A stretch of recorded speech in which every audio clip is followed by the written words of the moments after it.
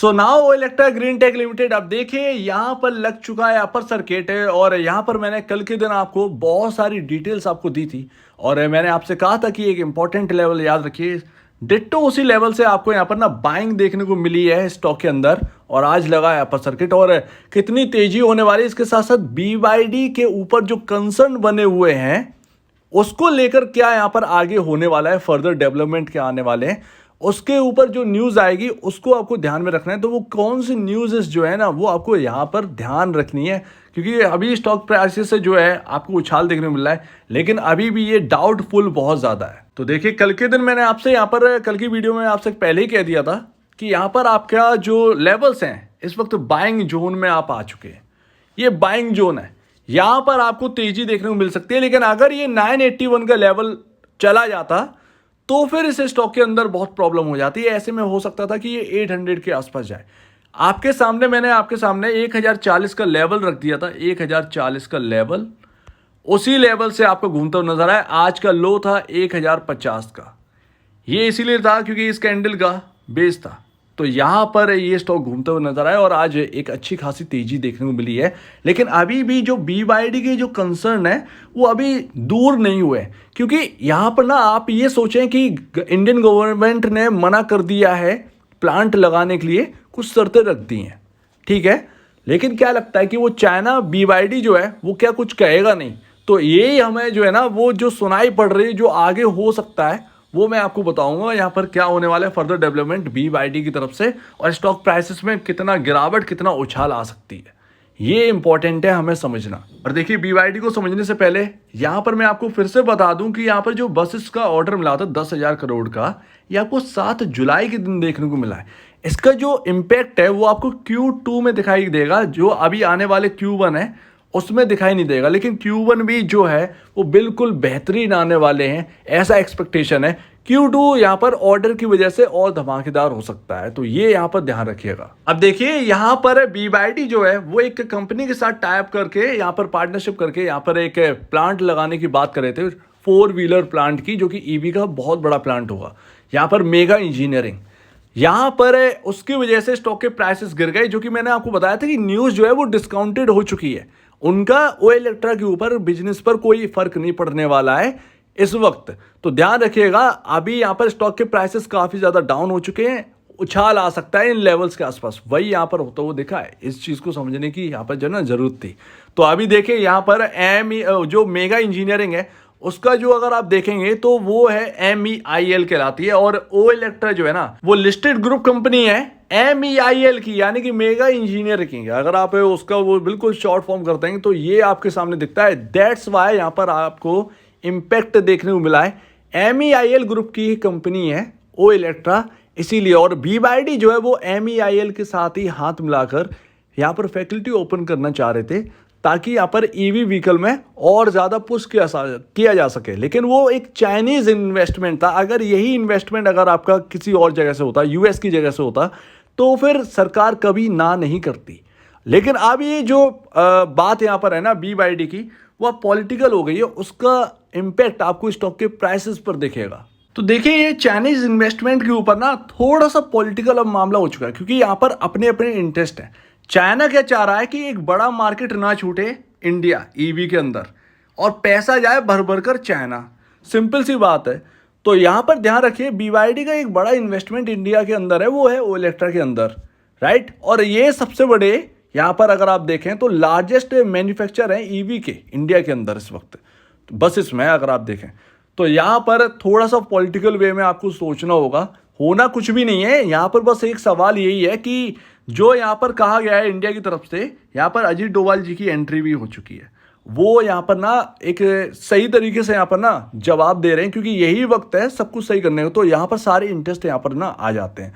तो अभी ना आप ये समझिए कि यहाँ पर सवाल ये उठता है कि क्या BYD जो है ना वो पीछे हट सकती है ओ इलेक्ट्रा से।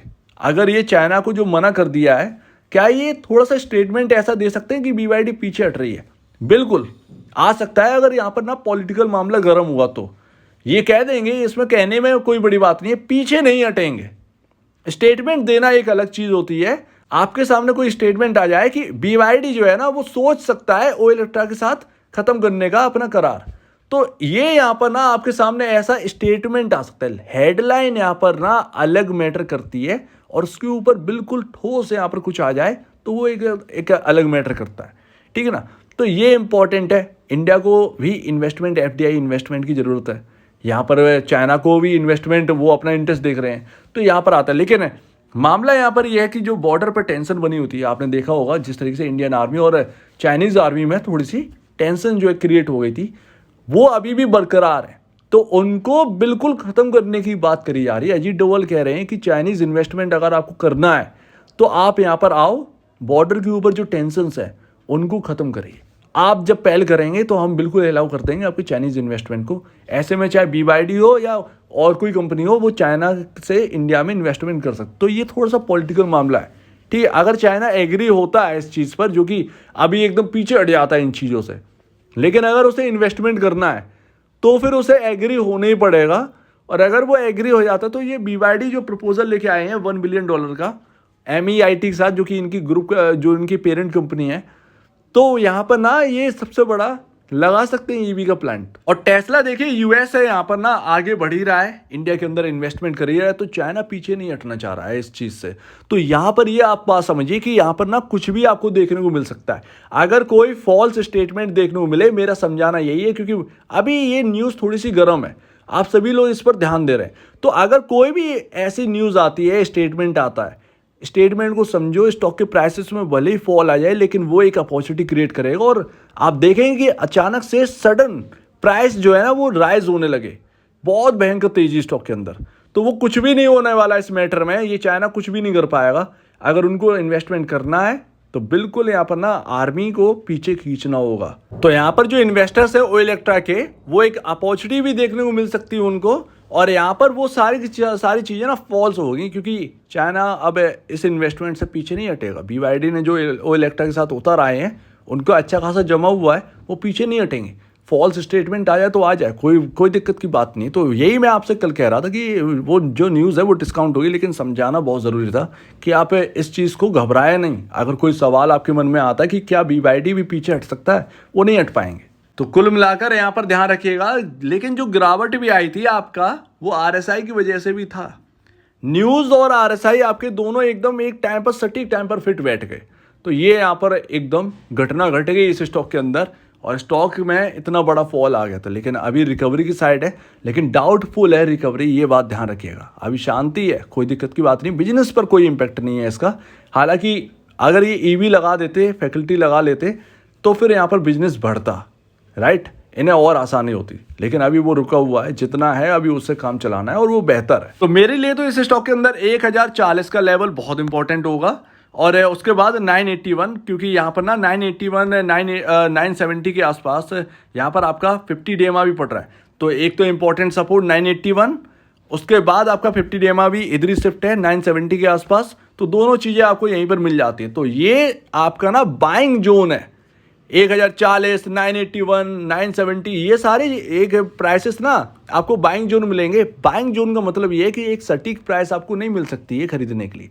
आपको प्राइसेस ना देखनी पड़ेगी, कहाँ खरीदना है ये आपको देखना पड़ेगा। 10-15 रुपए अप एंड डाउन आपको देखने पड़ेंगे। सो उम्मीद है आप इस बात को समझे होंगे। आज जिन्होंने भी इन्वेस्टमेंट किया है ओ इलेक्ट्रा के स्टॉक के अंदर और सर्किट का मजा ले रहे हैं, तो आपको यहाँ पर ये सारे लेवल्स हैं, आप इन लेवल्स को ध्यान में रखिए। 1040 आपके लिए एक इंपॉर्टेंट सपोर्ट मायने रख सकता है। तो एक बड़ी फॉल के बाद 1050 पर सपोर्ट लिया, 1040 आपका इंपॉर्टेंट सपोर्ट भी काम कर सकता है। सो उम्मीद है आप इस बात को समझेंगे। अभी यहाँ पर ना न्यूज़ पर ध्यान रखिए, लेकिन न्यूज़ को समझिए, डरिए मत, न्यूज़ को समझिए। कुछ भी अगर न्यूज़ आती है पॉलिटिकल, क्योंकि पॉलिटिकल थोड़ा सा हो चुका है ये मामला। तो आपका क्या कहना है इसके ऊपर कमेंट सेक्शन में, और आप वीडियो देखने के लिए बहुत धन्यवाद दोस्तों।